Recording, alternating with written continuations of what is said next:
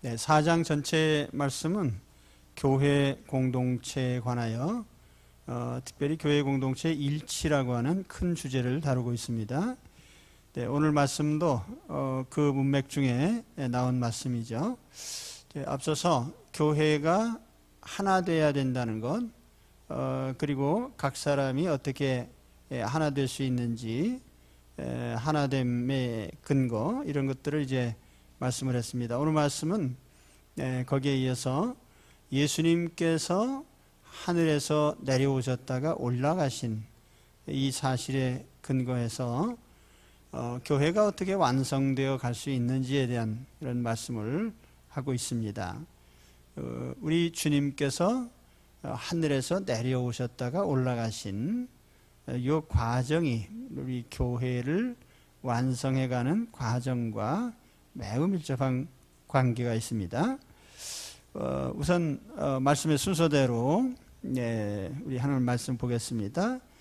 7절 말씀을 보시면은 선물의 분량대로 은혜를 주셨다, 이렇게 말씀을 하고 있습니다. 우리 각 사람에게 그리스도의 선물의 분량대로 은혜를 주셨나니. 분량이라고 하는 이 단어는 메트론이라고 하는데 영어의 그 미터라는 그 단어의 어원이 되는 그런 말이에요. 도량형을 가리키는 말이고, 특히 어떤 제한된 범위를 가리키는 그런 말입니다.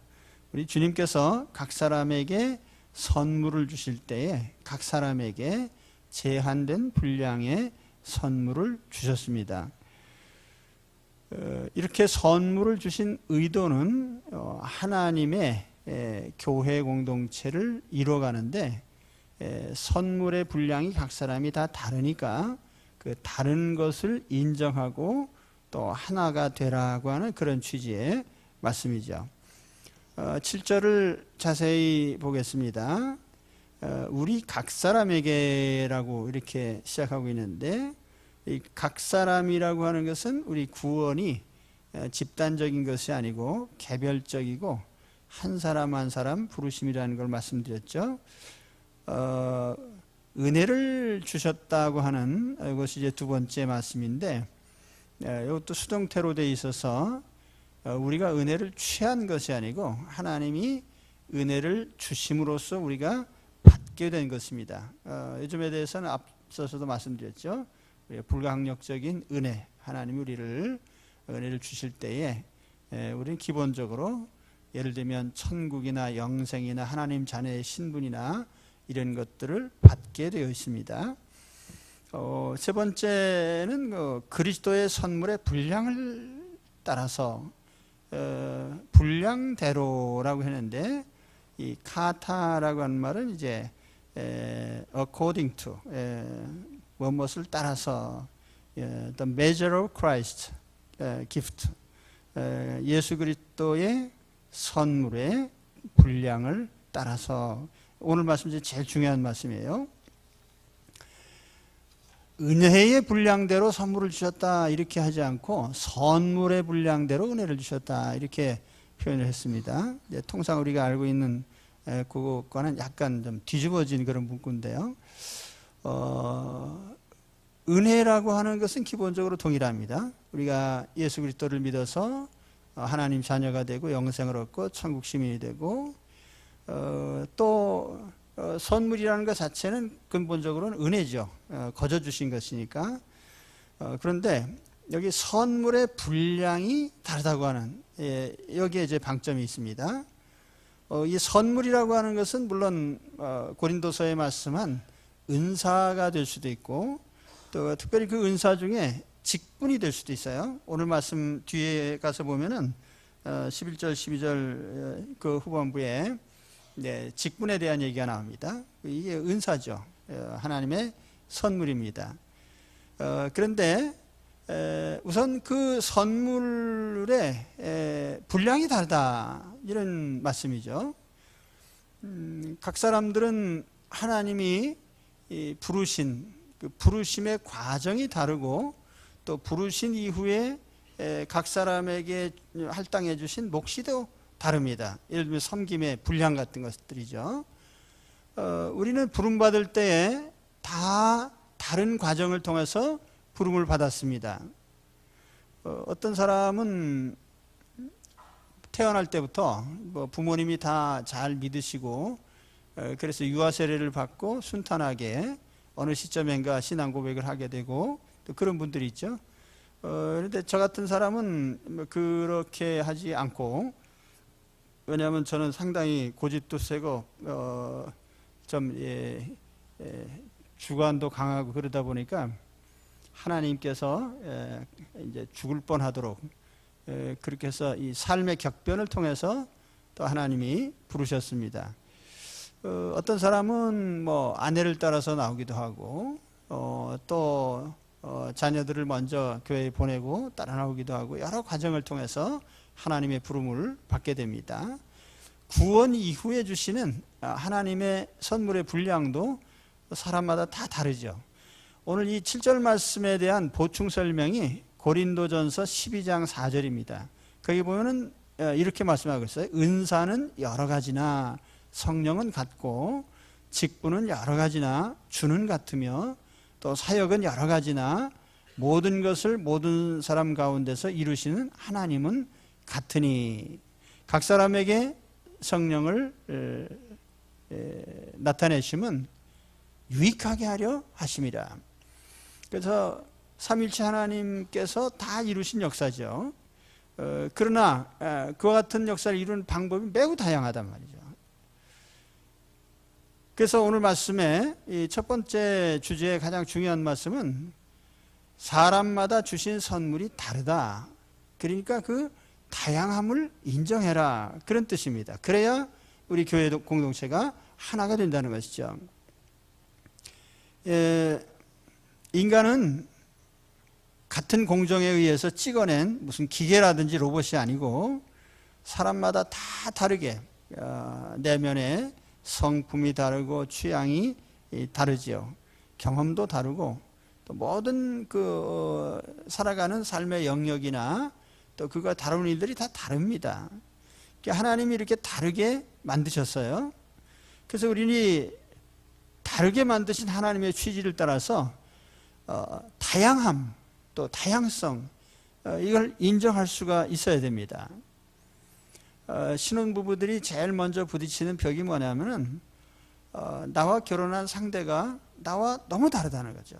이거 왜 이렇게 달라? 그래서 이제 고치려고 달려들다가 실패하는 사람이 한둘이 아니에요. 그래서 제가 신혼부부들에게 첫 번째로 당부하는 얘기가 엄청 다를 테니까 고치려고 하지 마라. 첫 번째 메시지야. 우리가 서로 다릅니다. 그리고 다른 것을 수용할 때에 우리가 하나 될 수 있어요. 이것이 교회에 아주 굉장히 중요한 원리입니다.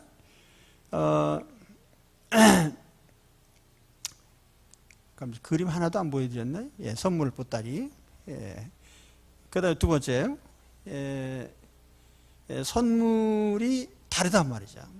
하나가 아니에요. 두 번째 이미지 보여주세요. 선물이 다르다. 뭐 그것만 아시면 돼요. 그래서 다른 것을 우리가 인정해야 돼요. 교회 공동체는 두 사람이 아니잖아요. 뭐 수백 명이 될 수도 있고 수천 명이 될 수도 있는데 이 수천 명의 사람들이 다 다릅니다.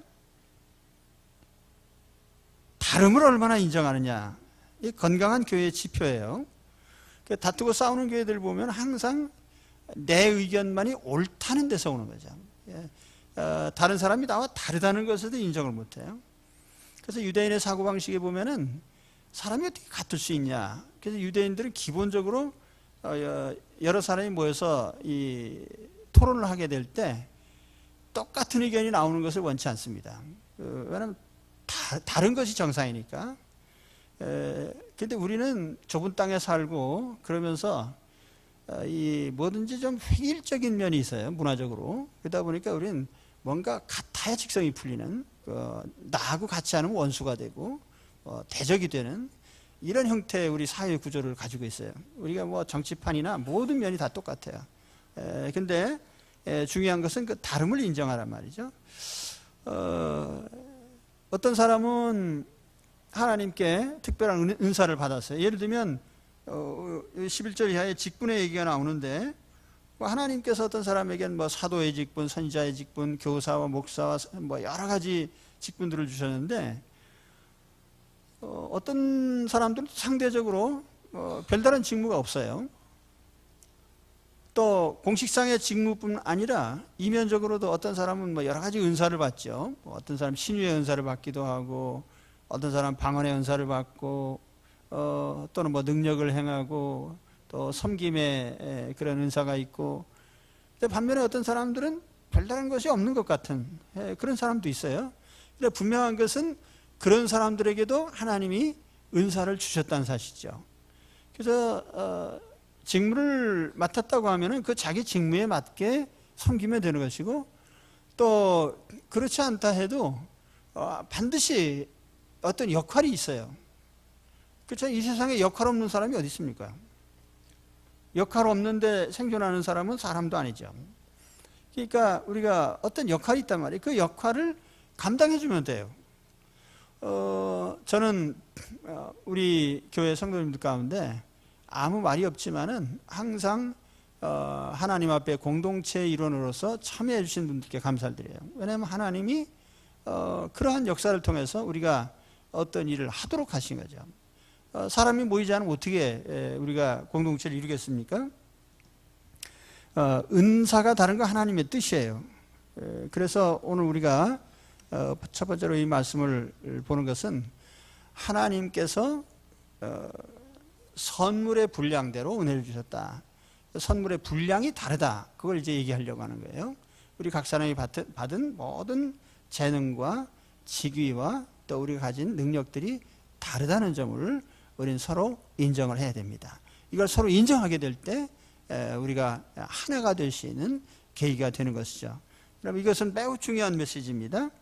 그 다음에 두 번째 말씀, 이제 8절인데, 사로잡은 자들을 사로잡으시고 사람들에게 선물을 주셨다. 이제 7절을 약간 보충한 내용인데요. 그러므로 이르기를 그가 위로 올라가실 때에 사로잡혔던 자들을 사로잡으시고 사람들에게 선물을 주셨다.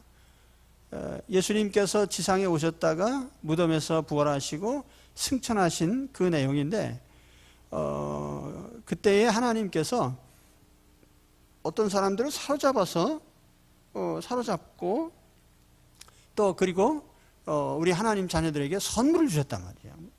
그 사로잡은 게 도대체 뭐냐? 이 말씀이 매우 복잡합니다. 이 시편 68편 18절을 인용한 것인데, 시편의 말씀은 이렇습니다. 주께서 높은 곳으로 오르시며 사로잡은 자들을 취하시고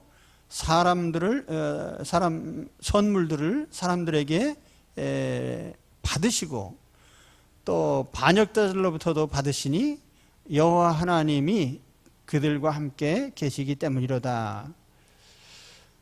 그런데 시편 68편의 말씀하고 사도 바울이 인용한 귀절하고 상당히 다른 면이 있습니다. 거기 몇 가지 포인트가 있는데, 우선 그 시편 68편 말씀과 또 사도 바울이 인용할 때 해석한 면과 그게 어떻게 다른지에 대해서 이제 몇 가지를 말씀드리려고 합니다. 첫째 문제는 뭐냐면 시편 68편의 배경이 뭐냐. 다윗이 인용했던 이 시편 28편, 그 배경은 다윗이 법궤를 시온성에 운반하면서 지은 시라고 대략 주석가들이 다 동일합니다. 근데 그때 다윗은 각종의 대적들을 다 이겼습니다. 그래서 다윗 왕권을 강화하고 또 하나님 법궤를 옮겨가게 되는데, 그때 여기 다윗이 취합한 대적들은 물론 신앙의 대적이죠. 우리가 성경의 말씀을 보면은 비유적으로 다윗의 대적은 하나님의 대적이죠. 그리고 다 하나님을 대적하는 불신앙의 무리들인데, 그 세력들을 다윗을 통해서 하나님이 제압을 하게 하셨어요. 그리고 다윗은 승리를 거두고 하나님 법궤를 이제 시온성으로 운반을 하는데, 비유적으로 법궤가 시온성으로 올라가는 것을 하나님께서 올라가신다는 이런 비유를 한 것입니다. 그리고 그 올라가실 때에 대적들을 제압했기 때문에 우리가 전쟁에서 적을 이기면 무엇을 얻죠? 전리품을 얻습니다. 그래서 그 전리품을 또 선물로 주셨다, 이런 의미로 이제 이해를 합니다. 그 다음에 해석상의 두 번째 문제가 뭐냐면은, 이게 사로잡힌 사람들을 사로잡아 가셨다. 그래서 우리말 성경으로 그냥 읽으면 이 사로잡은 게 성도들을 가리키는 건지 마귀를 가리키는 건지 이해가 안 갑니다. 근데 이게 어법상 두 가지 해석이 다 가능해요. 주석가들도 두 가지 해석을 다 합니다. 근데 두 가지 해석을 이제 취하게 될 때에 이제 의미가 어떻게 달라지는지를 말씀드리겠습니다. 사로잡은 자들을 마귀로 보는 해석이 있는데, 우리가 시편 68편을 보면 분명히 거기 제압한 세력은 다윗의 대적들이고 하나님의 대적이죠. 그 비유적으로 마귀를 말하는 것이 맞습니다. 그래서 예수님께서 내려오셨다가 올라가시면서 멸하신 상대가 마귀죠. 귀신들을 예수님이 다 쫓아내시고 제압하시고 그리고 그렇게 사로잡은 후에 하나님 백성들을 인도하시고 하나님 백성들에게는 선물을 주신 거예요. 뭐 국가적인 평안을 주시고 이스라엘의 구원의 역사를 베푸시고 하는 이런 선물을 주신 겁니다. 그래서 이게 이제 대적들을, 이제 사로잡으신 사람들을 대적들로 보는 해석이고, 또 한 가지 해석은 뭐냐면 이 사로잡은 자들을 성도로 보는 겁니다. 이게 십자가 안에 우리가 주님께 사로잡힌 그런 상징적인 그림이죠. 근데 표정이 나쁘지 않습니다. 웃는 얼굴을 하고 있죠. 왜냐하면 우리가 주님께 기쁨으로 사로잡힌 거예요. 자, 앞서서 제가 전리품 얘기를 했는데 전쟁에 이기면 전리품을 얻어요. 근데 예수님께서 마귀와 싸우셔서 이기신 대가로 성도들을 선물로 취하신 겁니다. 전리품으로. 그러니까 성도들은 하나님께 기쁘게 사로잡힌 자들이죠. 그럼 이 해석이 잘못된 거냐면 그렇지는 않아요. 그래서 주석가 가운데 그 윌리엄 핸드릭슨이라고 하는 주석가를 보면은 바로 그런 식으로 해석을 하고 있습니다. 성도들은 주님이 승리하신 그 승리의 전리품들이다. 그렇기 때문에 우리는 즐겁게 예수님께 사로잡힌 사람들이라는 거죠. 그리고 하늘을 올라가실 때에는 우리 또한 주님과 함께 올라갈 것입니다. 할렐루야. 바로 그런 이제 해석이고, 그 다음에 그 해석상 세 번째 문제가 또 있는데, 시편 68편에는 주께서 선물을 받으신 걸로 되어 있어요. 그런데 오늘 말씀에는 선물을 주셨다고 말씀을 하거든요. 그럼 왜 바울이 받은 것을 줬다고 해석을 하냐? 그럼 바울이 잘못 해석한 거냐? 아니면 바울이 무슨 근거로 이렇게 의미를 바꿨느냐? 물론 이제 우리 성경 기록의 원리에 보면은 성경은 성령님의 감동으로 쓴 것이기 때문에 서로 충돌되지 않습니다. 또 하나님께서 사도 바울을 성경의 저자로 쓰실 때 정당하게 그가 바른 잘못된 해석을 하도록 허락지는 않으셨을 것입니다. 그럼 이걸 어떻게 매출시킬 수가 있느냐? 이게 전혀 불가능하냐면 그런 건 아니에요. 예를 들면 그 구약에 선물을 받으셨다고 할 때 그 받으시며라고 하는 히브리 말로 라카라고 하는 단어인데, 이 단어가 받는다는 의미도 있고 또 사용한다는 의미도 있어요. 그러니까 주로 어떤 물건을 받을 때 사용하려고 주려고 받는 걸 의미하는 거예요. 그러니까 사도 바울이 그런 의미를 이제 우리 신약적인 관점에서 본 거죠. 주님께서 선물을 그 전리품을 얻으셔서 선물로 주셨다. 아까 말씀드린 것처럼 이제 우리 주님의 승리의 가장 큰 전리품은 우리 성도들이죠. 우리 성도들이 하나님 소유가 됐습니다. 실상 요 받으시며라는 이 단어를 주었다는 의미의 단어로 번역한 성경이 있습니다. 우리가 흔히 탈굼이라고 하는데 아람어 번역, 그리고 페슈타라고 하는 시리아 번역, 이건 이제 옛날 고대의 그 번역인데요. 이런 성경들에는 받았다는 말로 표현하지 않고 줬다는 의미로 번역을 합니다. 그래서 그 규절이 잘못된 인용이나 잘못된 번역이 아니다. 주님께서 선물을 주신 것은 분명한 사실이죠. 아무튼 이 가장 중요한 부분은 예수님께서 부활 승천하심으로써 우리 성도들에게 선물이 주어졌다는 거예요. 네, 이건 변함없는 동일한 결과입니다. 우리가 하나님께서 우리 성도들을 우리 주님의 소유로 삼으시고 또 우리에게 하나님 품 안에 있는 모든 풍성한 것들을 다 누릴 수 있도록 선물로 거저 주셨습니다. 하나님 자녀이기 때문에 자녀로서의 권리를 마음껏 누릴 수 있는 거죠. 바로 이러한 축복을 누리시기 바랍니다. 천국을 주시고 영생의 선물을 주시고 하나님 자녀로서 풍성한 은사들을 주시고 그래서 우리가 비록 이 땅에 살지만은 하나님 자녀로서의 여러 가지 혜택들을 누리도록 하나님께서 허락하신 것입니다. 이와 같이 주님께서 선물을 주신 이제 대적들을 제압하시고 우리에게 선물을 주신 우리 주님을 찬양합니다.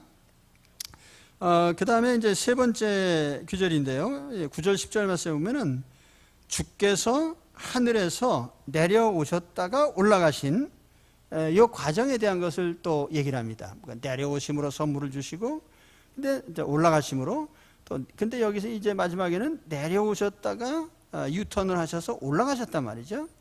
근데 이 내려오심과 올라가심의 그 과정을 통해서 주님이 모든 역사를 이루신 거예요. 내려오심과 올라가심.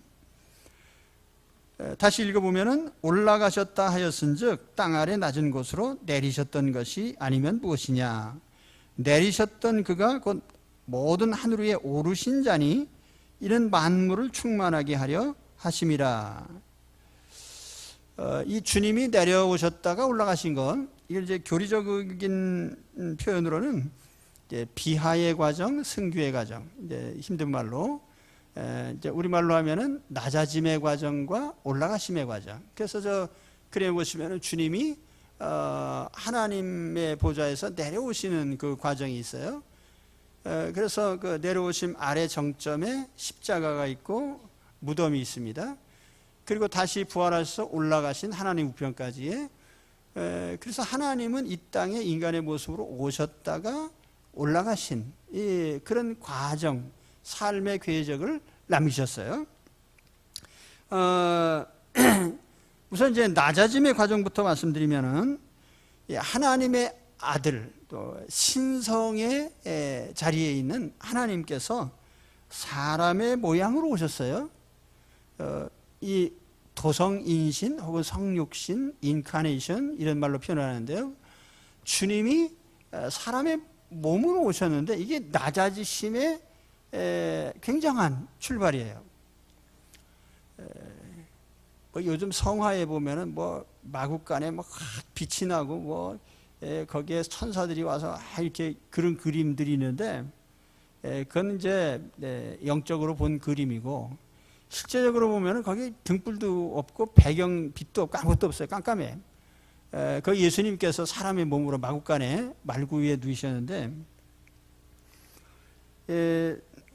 우리 중에 저 개조하는 분들이 있잖아요. 근데 개조하신 분들이 개를 아무리 좋아해도 당신도 개 몸으로 한번 바꿔서 사시겠습니까? 그러면은 오케이 할 사람이 있습니까? 나 오늘부터 개 몸으로 살겠다. 그거는 극도의 모독이죠. 하나님께서 피조물인 사람의 모양을 취하셨다고 하는 것은 굉장히 낮아지심의 모습이에요. 그것도 뭐 왕궁에 오신 것도 아니고 말구 위에 말과 동급으로 그렇게 아주 비천한 모습으로 오셨습니다. 인간 세상에 사신 것도 33년 6개월을 사셨는데 30년 동안 대부분은 다 가난한 나사렛 목수 요셉의 아들, 그러니까 목수로서의 인생이에요. 뭐 그다지 존중받는 직업은 아니고요.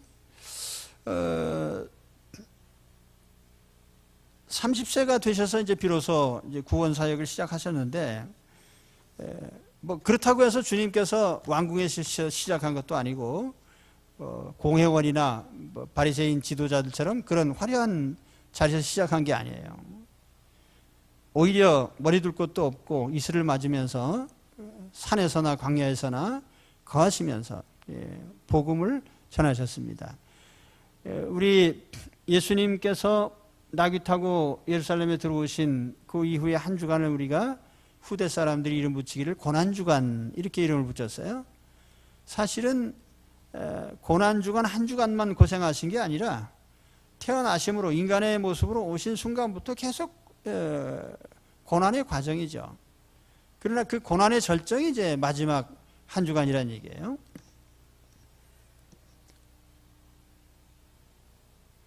겟세마네에서 기도하시다가 성전 경비병들한테 붙잡혀서 하룻밤에 신문을 6번 받으셨는데 그 신문 내용이 뭡니까?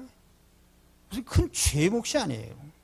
당신이 진짜 하나님 아들입니까? 뭐 이런 거. 당신이 정말 성전을 모독했습니까? 예수님 죄 몫이 두 가지 아니에요. 성전 모독죄, 신성 모독죄. 신성 모독이라는 거 하나님의 아들이라고 자기를 부른 거, 그게 이제 신성 모독이라는 거예요. 성전 모독이라는 건 예루살렘 성전을 허물면 사흘 만에 일으키겠다고 하는 그 얘기한 것 때문에 그러니까 말을 못 알아들어서 대들은 것이지 실제로 예수님 잘못하신 건 없어요. 그러니까 빌라도가 신문한 내용이 뭡니까? 내가 보니까 이 사람은 죄가 없다. 그러니까 신문한 내용의 공통적인 고백은 뭐냐면 재판장들이 한 말은 이 사람 죄가 없다 이거예요. 그럼에도 불구하고 그가 죽음에 넘겨지고 또 사도신경에 있는 대로 우리가 맨날 이름 부르는 게 뭐예요? 빌라도에게 고난을 받사. 그러니까 여러분 빌라도는 손을 씻으면서도 죄가 없다고 말했는데 죄 없으면 죄 없다고 판결하는 게 맞는 거죠. 죄가 없다고 하는 사람을 정죄한 건 그건 천하의 잘못이죠. 어쨌든 예수님께서 그 바람에 침뱉음을 당하고 채찍질 당하고 가시관 쓰시고 마침내 십자가를 지시고 골고다 언덕을 올라가셔서 십자가에 달리셨다가 6시간 만에 운명을 하셨습니다. 오늘 말씀에 보면은 땅 아래 낮은 곳으로 내려가셨다 이렇게 표현을 합니다. 그렇죠? 땅 아래 낮은 곳으로 올라가셨다 하였은즉 땅 아래 낮은 곳으로 내시셨던 것이 아니면 무엇이냐? 그 땅 아래 낮은 곳이 어디까지냐라고 하는 데 대해서 주석가들이 이제 얘기를 합니다. 그 무덤까지 얘기하는 거다. 또 어떤 사람들은 아니다. 주님께서는 영적으로 지옥까지 내려가셨다. 이렇게들 이제 주장을 합니다. 예수님 십자가에서 운명하실 때 마지막 하신 말씀이 아버지여 내 영혼을 아버지 손에 부탁합니다 하는 말씀을 했기 때문에 우리가 그 지옥에까지 내려갔다라고 하는 것은 이제 좀 과도한 해석으로 봐요. 근데 아무튼 예수님께서 아무 죄도 없는 하나님이신데 사람의 몸을 가지고 오셔서 인간이 내려갈 수 있는 가장 낮은 자리까지 내려가신 거죠. 그랬다가 그 다음에 이제 높아지시는 과정인데 그 높아지시면 이제 부활에서부터 시작이 됩니다. 그래서 그림을 보시면 이제 예수님께서 쭉 이 땅에 오지 그림이 잘 글자는 안 보이죠.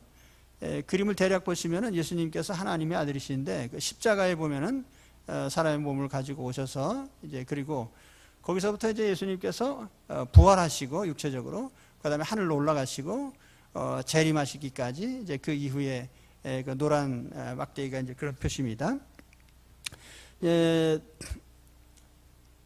그래서 이와 같은 그 낮아지셨다가 높아지신 과정을 이제 빌립보서에 상세하게 설명하죠.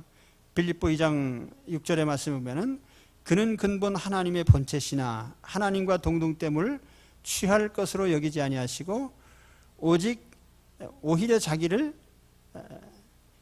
비워 종의 형체를 가져 사람들과 같이 되셨고 사람들의 모양으로 나타나사 자기를 낮추시고 죽기까지 복종하셨으니 그 십자가에 죽으심이라. 이러므로 하나님이 그를 지극히 높여 모든 이름 위에 뛰어난 이름을 주사 하늘에 있는 자들과 땅 아래에 있는 자들과 땅에 있는 자들 땅 아래에 있는 자들과 모든 무릎을 예수의 이름에 꿇게 하시고 모든 입으로 예수 그리스도를 주라 시인하여 하나님 아버지께 영광을 돌리게 하셨느니라. 그런데 이제 오늘 말씀의 그 역점은 뭐냐면은 이 낮아지셨다가 올라가신 과정을 통해서 남긴 결과가 뭐냐. 그걸 이제 10절 말씀에는 이는 만물을 충만하게 하려 하심이라 이렇게 표현을 합니다. 만물을 충만하게 하려 하심이라. 여기 만물은 또 무엇이고 충만은 또 무슨 의미인가? 물론 이게 만물을 충만하게 하신다고 하는 이 표현, 그가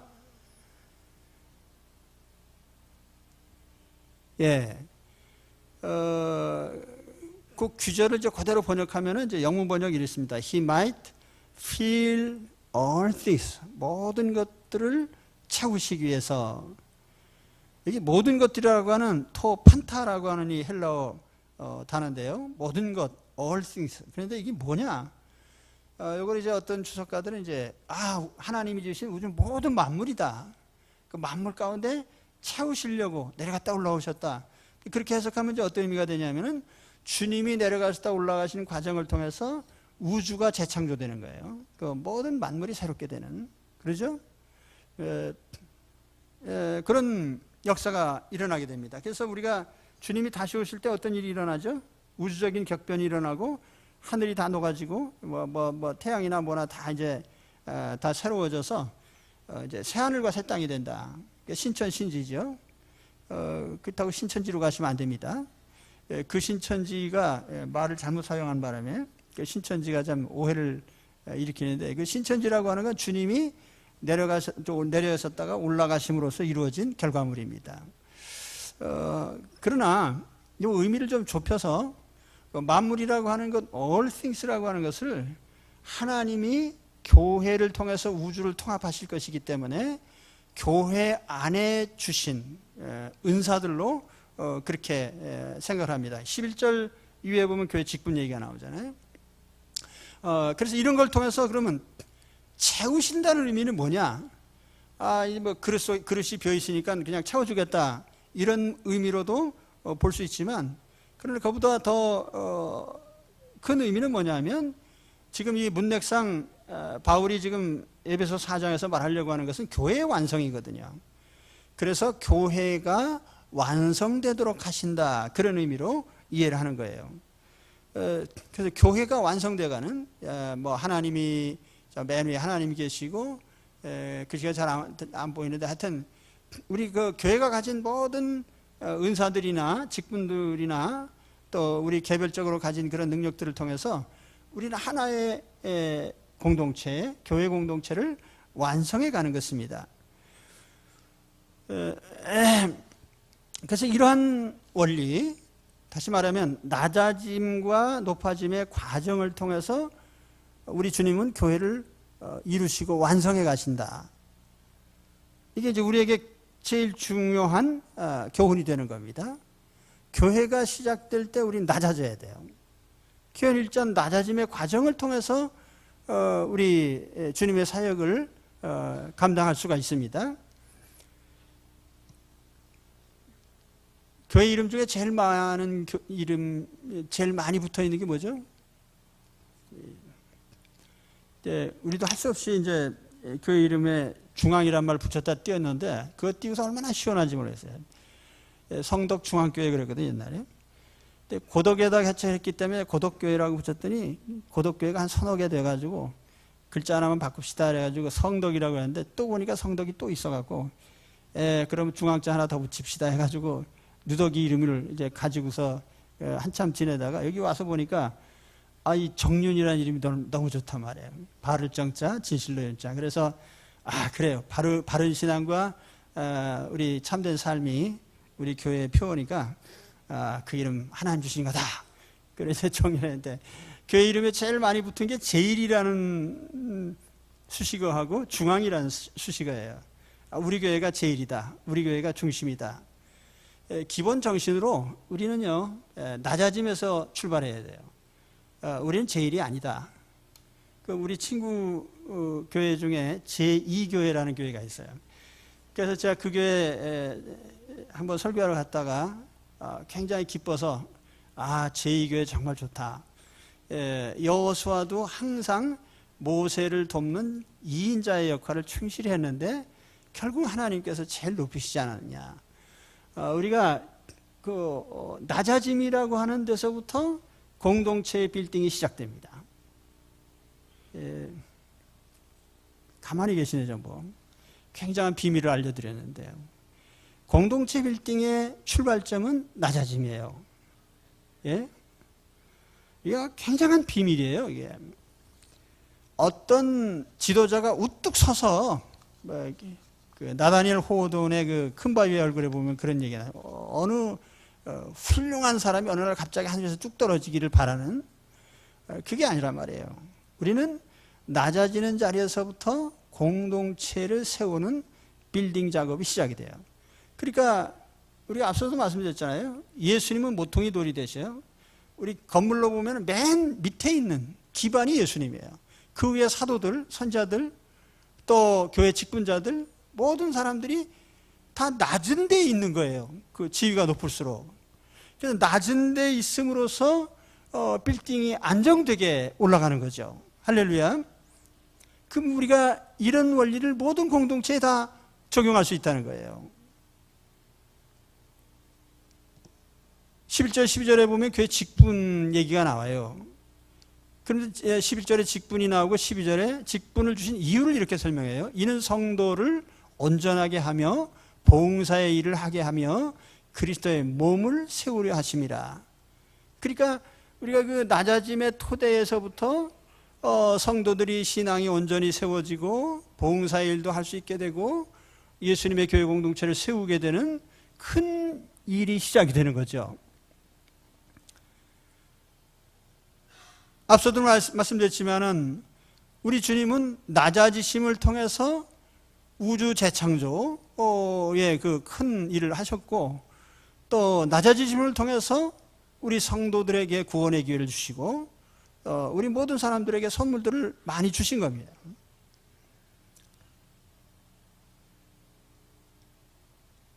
우리 가정 공동체도 마찬가지예요. 가족들이 서로 나를 대접해줘요 하는 가정은 아주 불행한 가정이에요. 그 공동체가 단단하게 세워져 갈 수 없어요. 그런데 가족들이 서로 낮아져요. 그래, 내가 제일 낮은 자리에서 섬겼어라고 하는 일대 이제 우리 가정이 든든히 세워지는 거죠. 그 일을 누가 하겠습니까? 내가 해야 되겠죠. 그렇죠? 이제 이런 얘기 할 때가 제일 싫죠. 그럼 그 일을 누가 하겠습니까? 고양이 목에 방울 답시다. 찬성. 나중에 누가 달까요? 그러면 네가 하면서 이제. 그러니까 우리 공동체 세우는데 낮아지는 사람으로부터 시작됩니다. 그럼 누가 낮아질까요? 저요 하고 자원하셔야 돼. 그죠? 성경의 비밀입니다. 근데 세상적인 관점에서 보면은 낮아진다는 것은 어떤 굴복으로 비춰지고 또 패배로 보입니다. 그러나 결코 그렇지 않아요. 우리 주님께서 사람의 몸을 입고 오셨다고 해서 주님의 신성이 훼손됐습니까? 아니에요. 주님의 존귀하신 품성이나 주님의 존엄하심, 우리 주님의 존재 자체에 어떤 훼손도 일어난 거 아니에요. 주님 그냥 낮아지신 것뿐이죠. 오늘 우리 그리스도인들이 낮아진다고 해서 하나님 자녀로서의 신분이 변하지 않습니다. 또 우리 속에, 영혼 속에 주신 근본적인 우리 하나님의 자녀로서의 모습, 성경 말씀처럼 우리가 신의 성품에 참여하는 자들이라고 했는데, 우리 본성 속에 이루신 주님의 그런 모습, 주님의 성품, 그 신성한 모습이 변질되는 게 아니에요. 보석은 돼지우리에 던져져도 보석이에요. 할렐루야. 그렇기 때문에 우리는 그 낮아진다고 하는 것 자체가 모욕이라든지 패배라든지 실패라고 간주하는 세상 사람들의 인식이 잘못된 것이죠. 낮아짐 자체가 하등에 문제될 게 없어요. 그렇기 때문에 우리 기꺼이 낮아져야 돼요. 내가 낮아져서 문제만 해결된다면요, 얼마든지 낮아질 수 있죠. 그렇죠? 예, 그래요. 그러니까 공동체에 무슨 문제가 생겼다고 하면은 우선 그 공동체를 수습할 때 어디서 시작하느냐? 내가 낮아지는 데서 시작하면 실마리가 풀리는 거죠. 이 원리는 모든 우리 공동체 이루는데 다 적용이 되는 거예요. 어떤 면에서 보면은 이 낮아짐이라고 하는 것이 참 하찮아 보이는데 그 낮아짐만큼 위대한 힘을 발휘하는 건 없다. 이게 이제 오늘 말씀의 핵심적인 얘기예요. 주님이 하늘에서 이렇게 내려오셨다가 유턴을 해서 올라가신, 단순히 내려오셨다가 올라가신 거예요. 물론 그 과정 33년 6개월에 주님의 그 고난의 과정이 있었지만은 얼마나 위대한 역사가 일어났냐 말이죠. 우주 만물이 새롭게 편성이 되고 하나님의 백성이 구원받게 되고 하나님 나라가 세워지고 위대한 역사가 일어난 거죠. 우리가 낮아질 수만 있다면 우리 생애에 그런 경험들이 무수히 나타날 겁니다. 공동체를 세우는 작업 특별히요. 오늘 이러한 낮아짐과 그 높아짐이라고 하는 건 그건 스프링을 누르면 어떻게 되죠? 튀어 오르잖아요. 낮아지면 올라가게 돼 있어요. 그래서 오늘 말씀도 보면은 그 9절 말씀에 보면은 땅 아래 낮은 곳이라고 얘기를 했는데 10절 말씀에 보면은 모든 하늘 위에이라고 표현했습니다. 제일 낮은 곳까지 이제 내려가셨는데 우리 하나님은 거기에 계실 분이 아니기 때문에 모든 하늘, 그 유대인들이 삼층천이라고 얘기하는데 제일 높은 하늘까지 자동적으로 올라가신 거예요. 그 우리 그리스도인들도 우리가 스스로 낮아지게 될 때에 하나님께서 우리를 그냥 놔두시는 게 아니라 높은 자리까지 올리시도록 되어 있습니다. 그렇기 때문에 우리는 하나님의 원리를 깨달아서 우리가 이와 같은 과정을 우리 삶에 적용하시고 그 공동체를 세우는 일에 특별히 이런 낮아짐의 과정과 하나님의 높임을 통해서 모든 하나님의 역사들이 일어나고 공동체가 든든히 세워지시길 주의 이름으로 축원합니다. 기도하겠습니다.